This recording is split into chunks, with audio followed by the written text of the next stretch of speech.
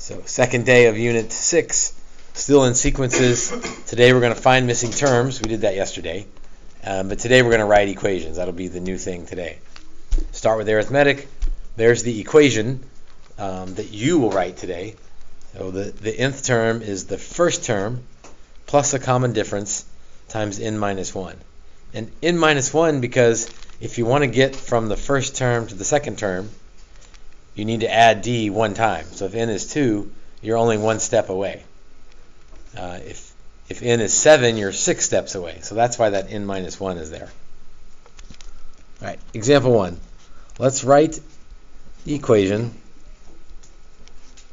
and find A37 for 37, 49, 61, 73, ...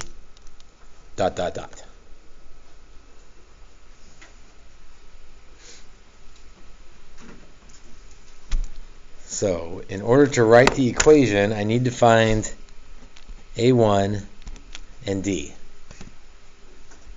Well, A1's pretty easy. There's my first term, 37.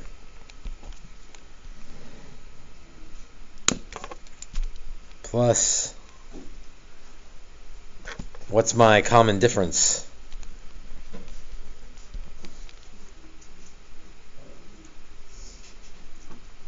What's the common difference on that? What are we adding each time? 12. And that common difference is any term minus the previous term. So you don't have to be at the beginning. You can do the 50th term minus the 49th term. So it doesn't necessarily have to be the first two terms. It could be any term minus the previous term to find that common difference.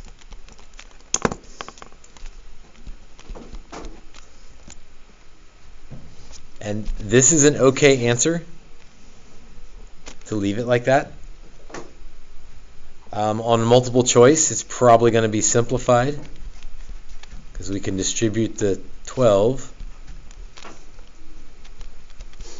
and we would get 25 plus 12n. So a multiple choice answer is probably going to clean it up a little bit, even though it starts with the formula that we know and then clean it up as needed. Right, so there's the formula or the equation. Now we want to find A37. So that just means plug 37 in for n.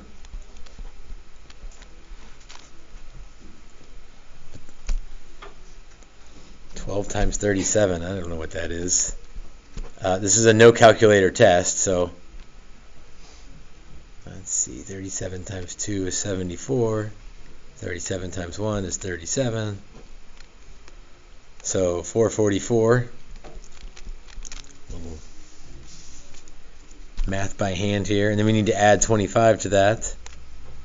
So the 37th term is 469.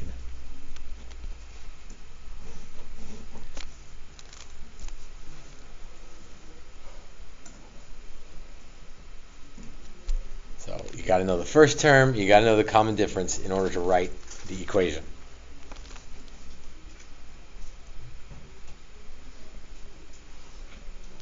Let's try if A7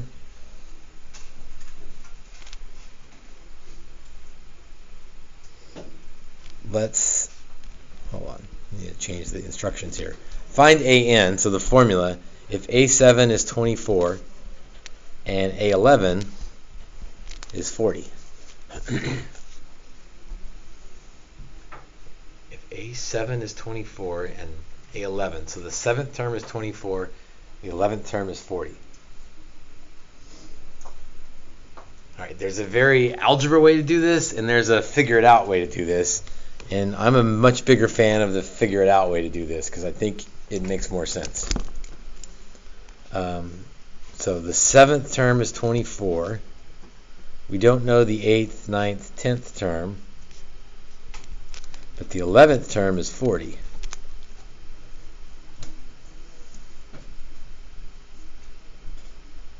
So if I start at 27, or excuse me, if I start at 24, how many steps do I need to take to get to the 11th term? 4. There's 4 D's to add there. So if I start at 24 and I add D 4 times, what should that equal? 40. So that will help me figure out what D is. From the 7th step to the 11th step is 4 steps. So 24 plus 4 steps lands me at 40. So 4D equals 16 and D equals 4. Again, I'm aiming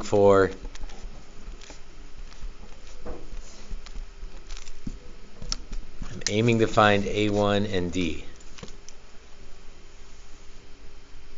So I've got D. I can check that really quick. If I just add 4 and fill in the blanks, I should land at 40.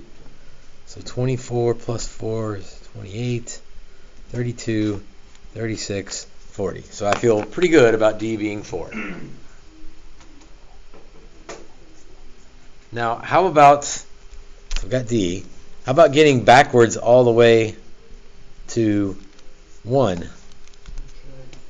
6, 5, 4, 3, 2, 1. Almost out of room here. So how many times should I subtract? How many times should I subtract 4? If I'm going from step 7 to step 1, you're right, I do want to subtract because I'm going backwards. But how many times should I subtract if I'm going from step 7 to step 1? 6. And some people can just think, well, from 7 to 1, that's 6 steps. Other people want to like write out all of the blanks and be like, okay, 1, 2, 3, 4, 5, 6. So I'm going to subtract 4 6 times to get back to the first term. That one's kind of nice. That's 0. If you don't like that, you could like physically subtract 4 and fill in all the blanks all the way down. So if you get stuck on the equation, this might take a while if you've got a lot of terms, but it would still work. Like just fill out as many as you need to until you can figure out what's going on. So I've got A1, I've got D. So the nth term is 0 plus 4 times n minus 1. I doubt the multiple choice would leave it like that. It's not wrong, but multiple choice would probably clean it up to be 4n minus 4. If it's a free response, I'm okay if you leave it like that.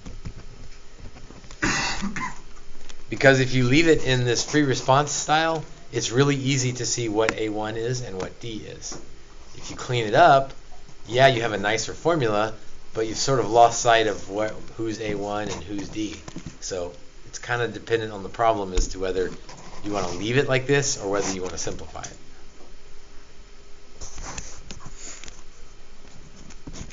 Let's do one more arithmetic example. Let's say A10 is negative 20, A16 is negative 62, and we want to find A8.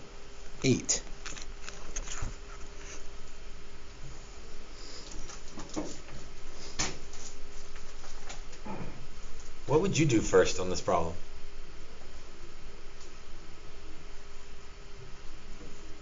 Thoughts?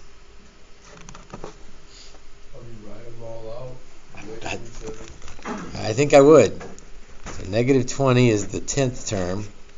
11, 12, 13, 14, 15, 16th term is negative 62. Now, you don't have to write them all out. You can just reason through that from the 10th term to the 16th term is 6 steps. But for some people, it's really helpful to visually see what's going on. So if I start at negative 20 and I end at negative 62, how many times am I going to add d? Yeah, 6. And you can either count them up, or you can say, well, from the 10th term to the 16th term, that's 6 times.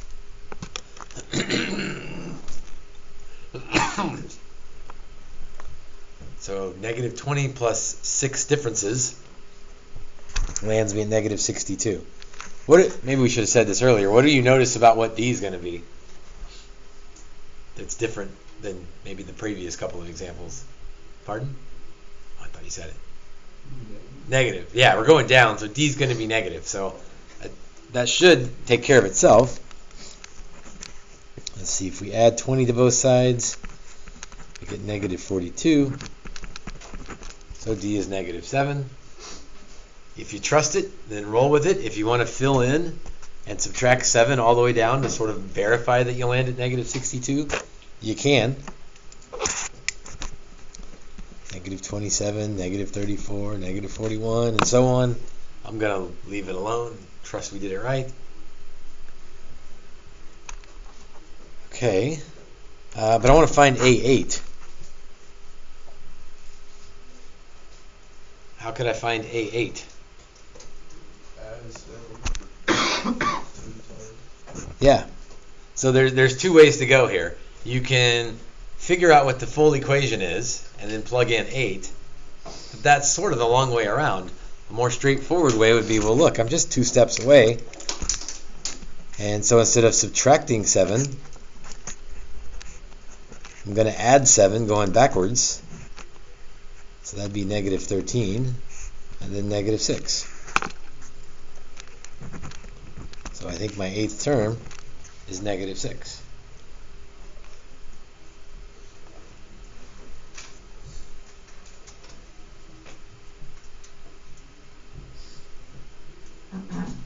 Again, the other way to go is more systematic, more formulaic, but it's also longer.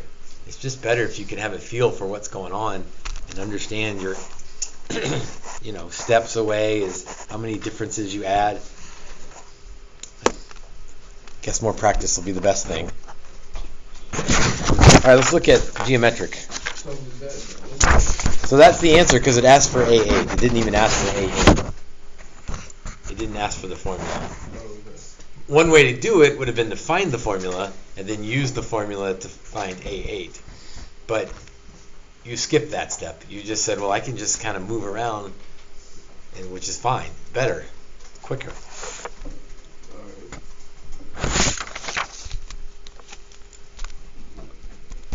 Roman numeral 2, geometric. So the geometric formula. A sub n. Again, we start with A1. But in a geometric formula, what do we do to get to the next term? Multiply. And what do we multiply by? Not d. D is the thing we add by. Do you remember what we called it yesterday when we were multiplying to get from term to term? What letter we used? Maybe we didn't use a letter in this class. R. Excuse me. R is the letter, is the multiplier. And that n minus 1 is going to show up again. Because if I want the second term, then yes, I'll just multiply by r. But if I want the third term, I'll have to multiply by r 2 times. And if I want the fourth r, I need to multiply by r 3 times. And if I want the 8th term, I need r 7 times. So if I want the nth term, I need r to the n minus 1.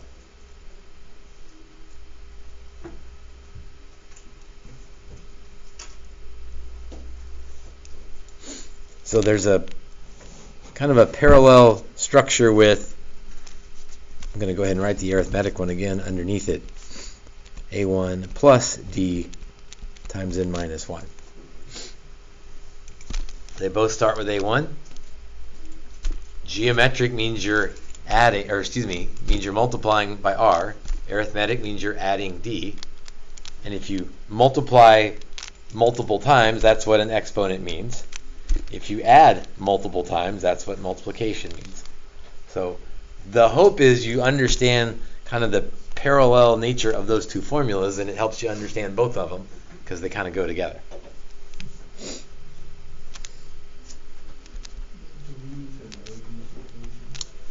Yes, you need to know them.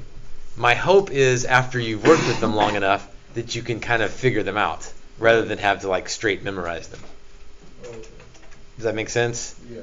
Like if you understand them, then there's less memorizing. More like, yeah, you start at A1 for arithmetic. We're going to add D a bunch of times. For geometric, we're going to multiply by R a bunch of times. Now, if you don't understand them, then you're going to have to memorize them.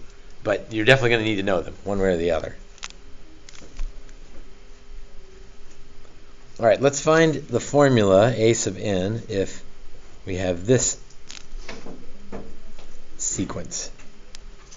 2, negative 6, 18, negative 54, ...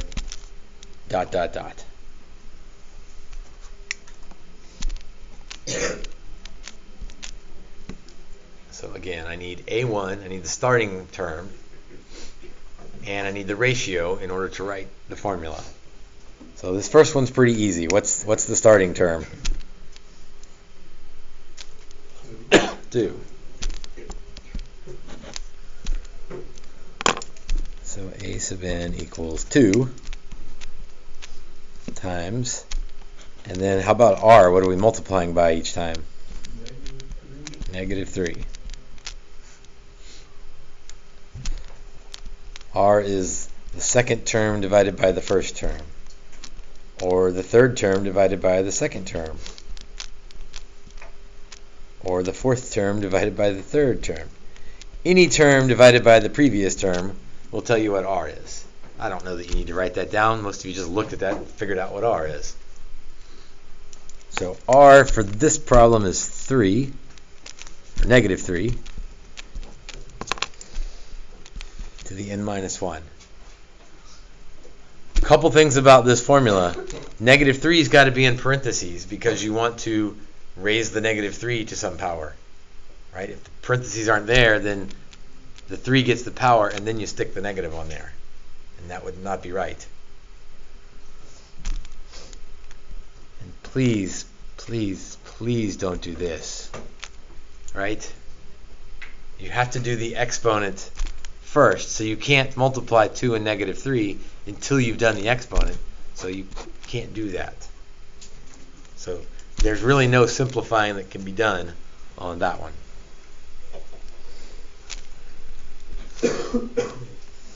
What is the N tells you which term you're talking about.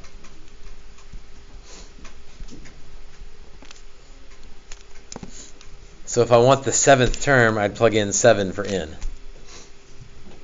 That would be kind of a pain for this one because you'd have negative 3 to the 6th power. But n is which term you're on.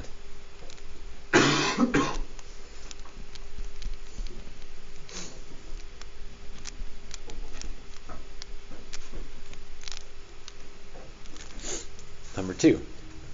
A2 equals 6. A6 equals 32.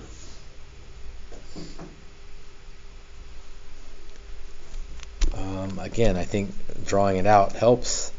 So there's the second term, third term, fourth term, fifth term, sixth term is 32. Which means I'll probably need that second term, or that first term, to write the formula.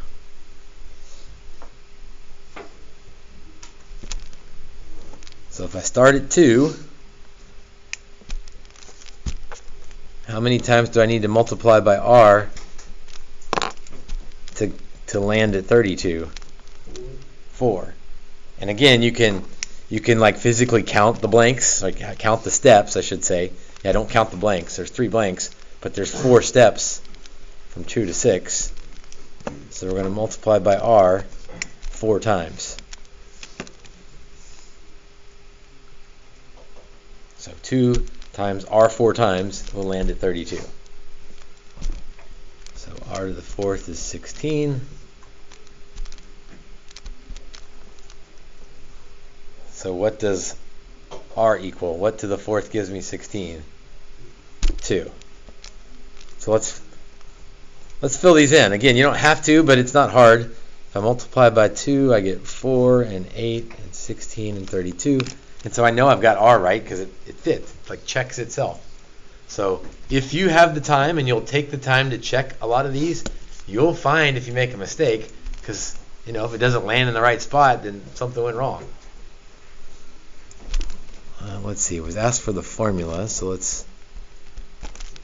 need A1 and I need R. I got R. I need A1.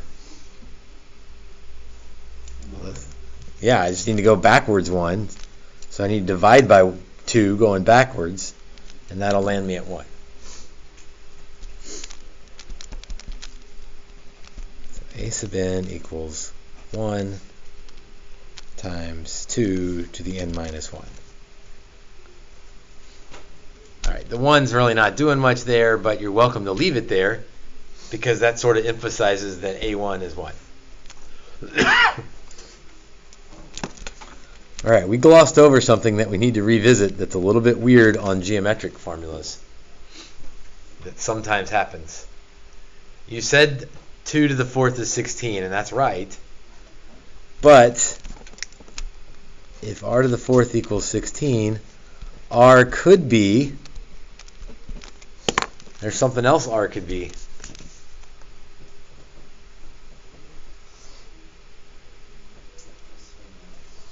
Plus and minus. So it could be a negative 2. So if we look back at our... So you have to account for both of them. So if it was negative 2, then this would be negative 4, positive 8, negative 16, positive 32. So it would work that r is negative 2. So if you have an even root, there's going to be 2 possibilities. And you need to write both of them. By the way, what would A1 be if r is negative 2? Negative 1. We back up. We'll divide by negative 2. We land at negative 1. So negative 1 times negative 2 to the n minus 1. So 2 possibilities. That's kind of annoying, but we're used to that. When you have an even root, you get that plus or minus thing going on, and you just got to be careful. So, Mike, do you really need to write all that out, or could we just since maybe we just do the opposite? Yeah, I mean, you might be able to not show all of that. Yeah. Okay. What you couldn't do though is to try to write this. A lot of times when our answer is plus or minus, you can stick them both in there, like the quadratic formula, negative b, plus or minus. But you can't do that here because it's not real clear which one plus or minus goes with who. So don't try to write it as one statement, right? Because there's more than one plus or minus going on, and so don't try to do that. If you want to write plus or minus 2 right here, that would be fine, but after you do that, you'd probably need to split it up because your A1 is going to be different, and then both equations are different.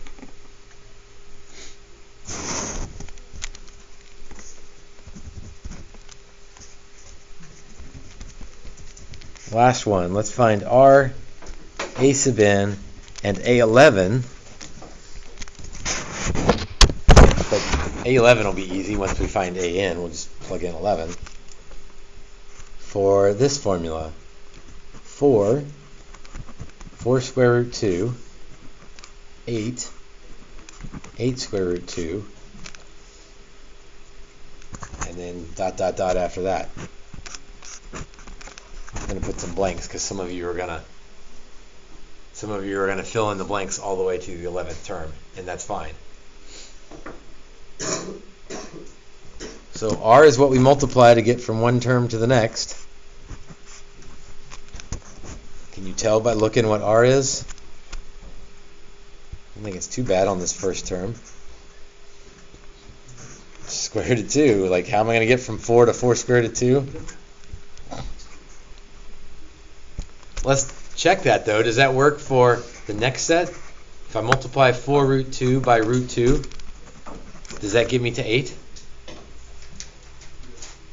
Yeah. And then 8 times root 2 would get me to 8 root 2. Okay, so we found r. There's answer 1. Find an. Well, the geometric formula is the first term times r to the n minus 1. We know a. They gave us that. We just figured out r. So a sub n equals 4 times square root of 2 to the n minus 1. So that wasn't too bad. Thank you. Now, A11, I kind of have choices. I can go the formula route and just say 4 times square root of 2 to the 11 minus 1. Which, I don't know, it's 4 times root 2 to the 10th. Root 2 to the 10th. I think there's a better way to say that. What's a different way to write the square root of 2? You can, as 1/2. You do that as 2 to the 1/2 to the 10th. So that's 2 to the 5th. 2 to the 5th is 32. 4 times 32 is 64, 128. Yeah. Is there another way you could go about getting the 11th term?